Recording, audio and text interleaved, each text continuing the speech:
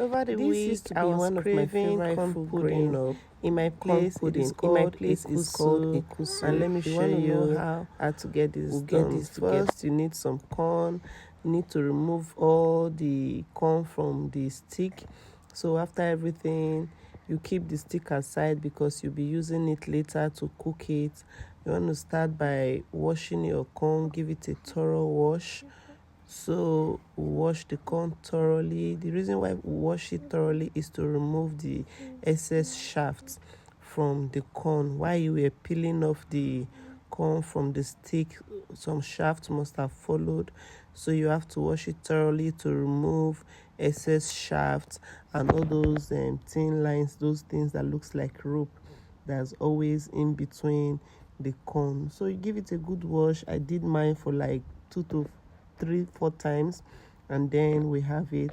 So you need other things you need are crayfish, a lot of onions, pepper, and then your big prawns, then some roughly blend pepper for some extra heat, and of course you need your green leaf. This is what gives it the smell, the aroma. Then you proceed to blend. You need your blender, and it's going to be roughly blend, not very smooth. Endeavor to blend roughly. That's how you get the feeling. So this is it after blending. You know, mine was a bit smooth because my children don't like it too rough. So proceeded to add your onions, your roughly blend pepper. After adding, give it a good stir, and then you add your crayfish, not the small crayfish that we blended though.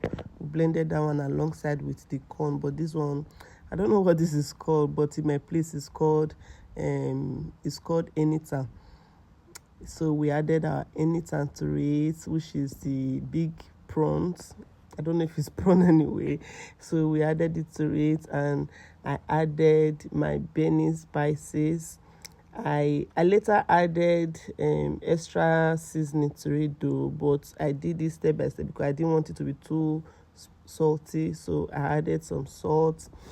You want to give this a good stir very well so that everything would go in. You don't want some place to be sweet and some place should not be sweet. So give it a good stir, and then you need your red oil. We added some red oil. Give it a generous amount. That's what makes it colorful. I've seen some people make this ekusu and it will be brownish. Some will just be looking like it's black because that leaf will also add some color. So you need to add red oil to it.